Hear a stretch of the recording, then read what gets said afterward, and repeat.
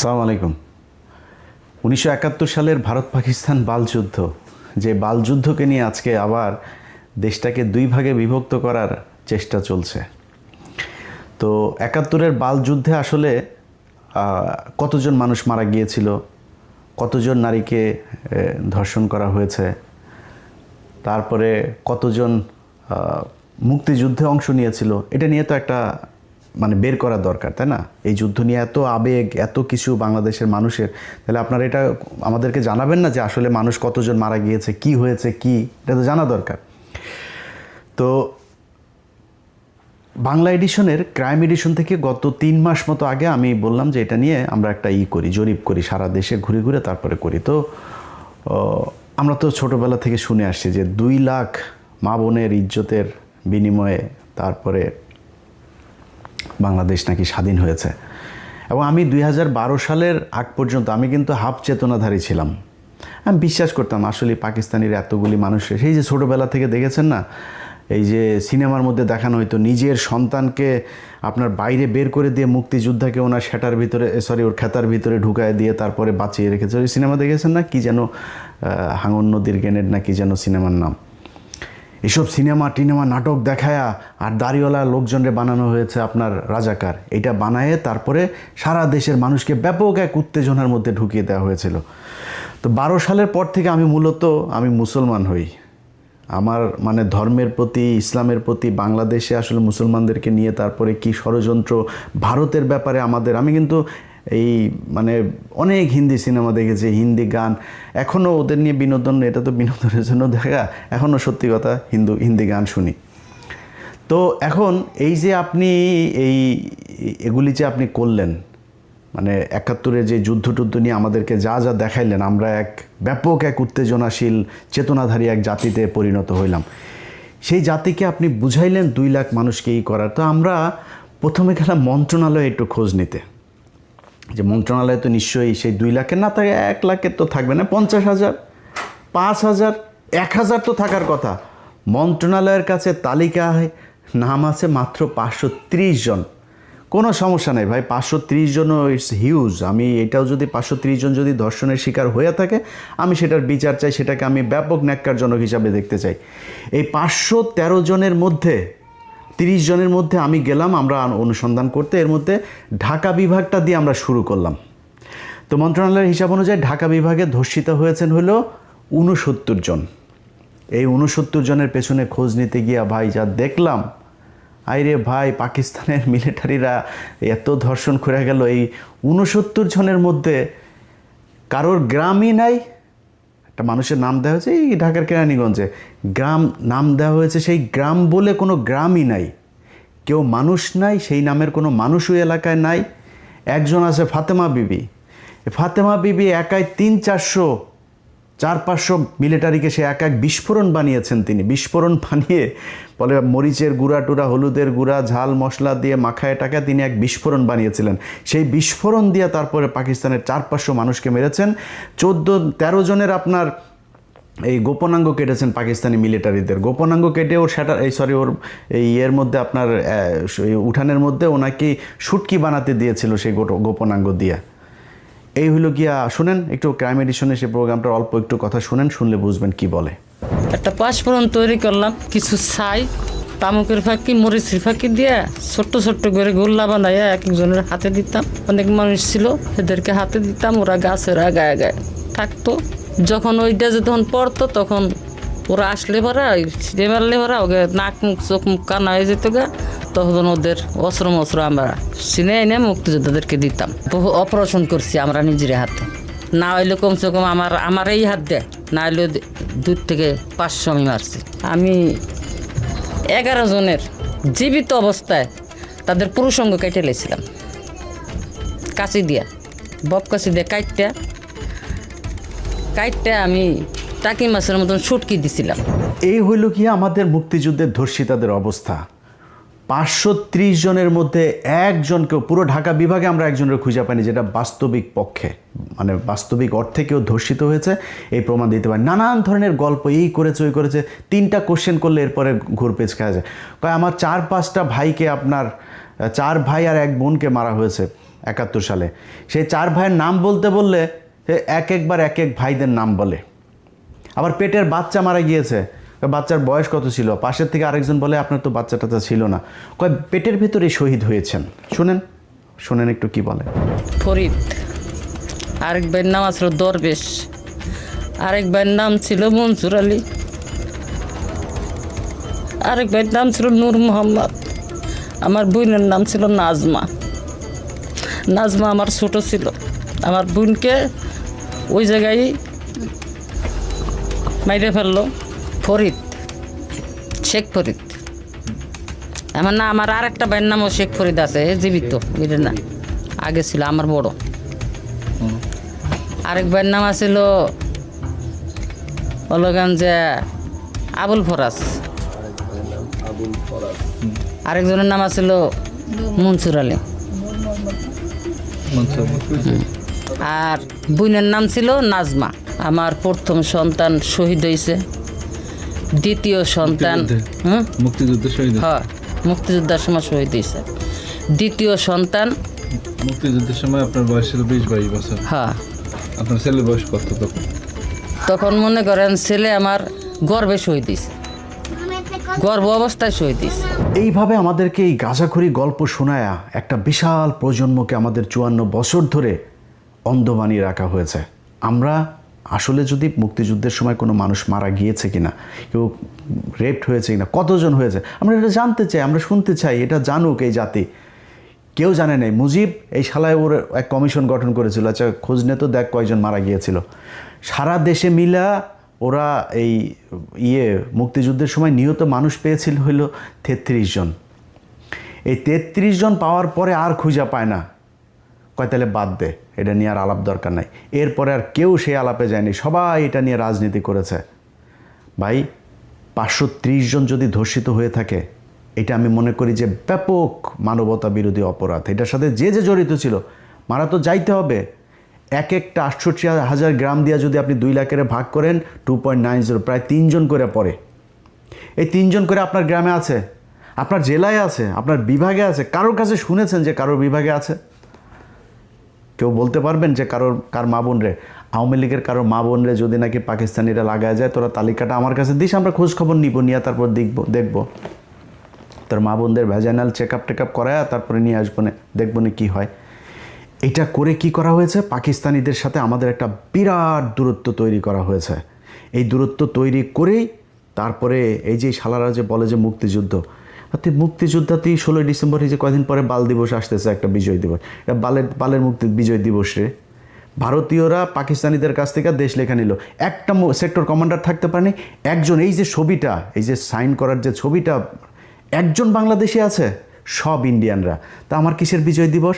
এরপরে ইন্ডিয়ান মিলিটারিরা এই এসে আমাদের দেশের সব কল কারখানা যা যা আছে সব কিছু নিয়ে গেল। আজকে আমরা বলি না যে আমাদেরকে ব্যাপকভাবে বঞ্চিত করা হয়েছে, উনি পশ্চিম পাকিস্তান পূর্ব পাকিস্তান থেকে সব নিয়ে যেত, পূর্ব পাকিস্তানে কিচ্ছু করা হয় নাই। ভাই ইতিহাস যা গিয়েছে সব বাদ দেন, কয়জন ধর্ষণ হয়েছে বাদ দেন, মুক্তিযোদ্ধা কয়জন ছিল আর নিহত কয়জন হয়েছে সব বাদ দেন, ওগুলি পাস্ট। আপনি বর্তমান নিয়ে করতে চান, আপনি দেখবেন যে পাকিস্তানের এই যখন কিনা আমাদের 1971 আগ পর্যন্ত যখন একসাথে ছিলাম, তখন পর্যন্ত আমাদের দেশে কি মিল কল কারখানা কি হয়েছে, হসপিটাল স্কুল কলেজ যা যা হয়েছে, এটা তো এখন আছে, তাই না? আমরা গুগলে সার্চ দিলে পাবো না? আচ্ছা ভাই, আপনি কি জানেন যে এই যে বুয়েট কারা করেছে জানেন? এই যে বঙ্গবন্ধু শেখ মুজিব মেডিকেল কলেজ 1965 সালে এটা করা, সেইখান থেকে এসে তারপরে আপনার এটার নাম দিয়েছে 1998 সালে এটা নাম পরিবর্তন করে তারপরে আওয়ামী লীগ এটা করেছে। BUET, KUET, RUET, CUET, Chittagong medical, sir Salimullah medical, Rangpur medical, Mymensingh medical, যত রাজশাহী মেডিকেল, রাজশাহী ইউনিভার্সিটি। আরে ভাই যুদ্ধের ঠিক 1 বছর আগে 1970 সালে জাহাঙ্গীরনগরটা দিয়ে গিয়েছে। মিল কলকারখানার নাম শুনবেন, Adamjee jute mill, Dhaka jute mills limited, Amin jute mills limited, Khulna jute mills, Karnaphuli rayon mill, Progoti industries, Kaptai জলবিদ্যুৎ, Chandraghona paper mill, Ispahani cotton mills, Khulna newsprint, Chittagong dry dock, eastern refinery limited, যা যা আছে এগুলো সব পাকিস্তান করে দিয়ে গিয়েছে। আপনি জানেন এই যে কমলাপুরটা আছে না, আমাদের বিশাল সুন্দর এক কমলাপুর রেল স্টেশন পাকিস্তান করে দিয়েছে। যে জাতীয় সংসদ ভবনটা আছে না, এই সংসদ ভবনটা এই পাকিস্তান তারপরে করে দিয়ে গিয়েছে এই দেশে। আপনি আমারে বলেন 1971 সালের পর থেকে ঢাকা মেডিকেল 1921 সালে প্রতিষ্ঠিত, কিন্তু এটার বেশিরভাগ যে বিভাগগুলো আছে, ঢাকা মেডিকেলটা ব্রিটিশ আমলে করে দেয়া, এটার যত মানে এই এক্সটেনশন সব পাকিস্তান আমলে করা হয়েছে। এখন এই যে ঢাকা মেডিকেলে আপনি যুদ্ধ হয়েছে না 1971 সালের আগে, এটার বলা হতো প্রাচ্যের অক্সফোর্ড। সেই প্রাচ্যের অক্সফোর্ড 1971 সালের পর থেকে এটার এক্সটেনশন কি হয়েছে জানেন? 1974 সালে চারুকলা একাডেমি অনুষদ। চারুকলা এক অনুষদ ছাড়া এই ঢাকা মেডিকেলে, ঢাকা বিশ্ববিদ্যালয়ের যা যা আছে সব কিছু অধঃপতন হয়েছে।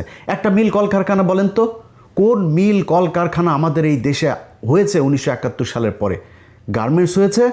আমাদের দেশের নারীদেরকে সব ন্যাংটা করে তারপরে রাস্তায় নামাইছেন, সারাদিন না খায় থাকে, না খেয়ে থেকে তারপরে সেখানে প্রতি মাসে 5,000, 7,000, 10,000, 15,000 বেতন পায়। মাস শেষে পুষ্টিতে ভোগে, বিয়ে হয় না, বাচ্চা হয় না, টিনের চালার ভিতরে এক এক ঘরের ভিতরে গাদাগাদি করে 8জন 10জন থাকে। সকালে ভোরে থালাবাটি নিয়ে তারপরে যায়, রাত 8টা 9টার সময় আসে। যেগুলি একটু সুন্দরী তাদেরকে গার্মেন্টস মালিক ওই সুপারভাইজার টাইজারেরা করে কোনটা খায়।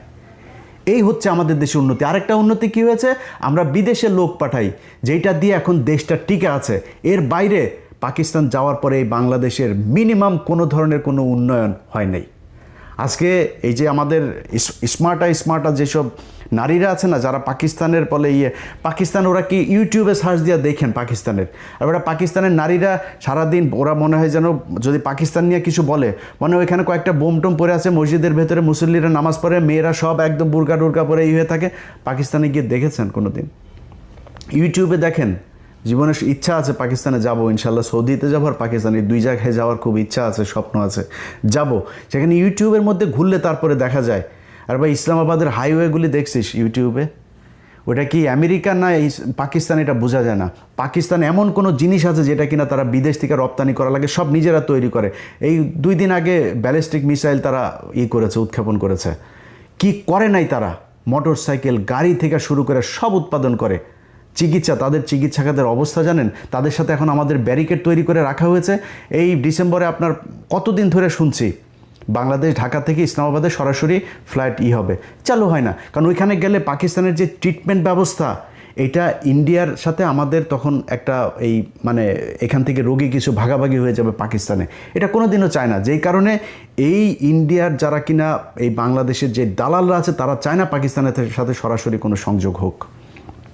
পাকিস্তানি কাপড় চোপড়, পাকিস্তানি পোশাক, পাকিস্তানি, আরে ভাই তোরা যে মানে এই মডেল হবি, আমরা মডেল পেয়েছি পুরিমণি, আমরা মডেল পেয়েছি নীরা ইসরাফিল, এই হলো মডেল। পাকিস্তানের মডেল দেখছি ভাই, মডেলও যদি সুন্দরীও দেখতে চাই, এই যে আমাদেরকে যে মানে বঞ্চিত করা হয়েছে, বঞ্চিত আগে করা হয়নি, এখন করা হয়েছে। বাংলাদেশের ফকিন্নির বাচ্চারা তোদের মতো মডেল দেখে তো আমাদের এই ফেসবুকে আমাদের সময় নষ্ট করতে না। আমরা মডেল দেখতে পারতাম পাকিস্তানি মডেল, ওইটা হয়তো আমাদের মডেল। দেখছিস ওদের কোন দিক থেকে যাবি পাকিস্তানের সাথে বল? তো এখন আমাদের সব দিক থেকে বঞ্চিত করে ওরা পাকিস্তানের সাথে এই গ্যাঞ্জাম বাধাই দিয়ে এগুলো করেছে। ভাই পাকিস্তানের সাথে আমরা আলাদা হয়েছি, সারা পৃথিবী যদি চেষ্টা করে পাকিস্তানের সাথে বাংলাদেশ কোনো দিন আলাদা হবে না, মানে এই এক হবে না। কিন্তু আমাদের যে সুযোগ সুবিধা যা দরকার আমি পাকিস্তানের কাছ থেকে নিব।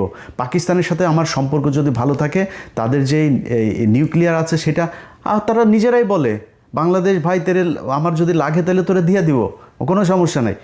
আমি কেন তার সাথে গ্যাঞ্জাম লাগবো? আমার যতটুকু দরকার আমি ততটুকু সম্পর্ক তার সাথে ভালো রাখবো। এখন এগুলো করতে দেওয়া যাবে না। এই যে এখন মাঝে মধ্যে দেখেন না 32 নম্বরকে বাঁচানোর জন্য তারপরে কিছু যোদ্ধা রাস্তায় নেমেছে। 32 নম্বরে কী বাল রে? এই 32 নম্বর হলো এই শেখ মুজিব 45,000 মানুষকে মেরেছে। এই 32 নম্বর তো সেই জায়গা। এই 32 নম্বরে বসে বসে 15,000 জাসদের নেতাকর্মীকে হত্যা করা হয়েছে। এখানে বসে এই সিরাজ শিকদারকে ক্রসফায়ারের নির্দেশ দেওয়া হয়েছে। এখানে বসে 74 সালে 27 লক্ষ মানুষকে হত্যা করা হয়েছে এই না খাইয়ে রেখে।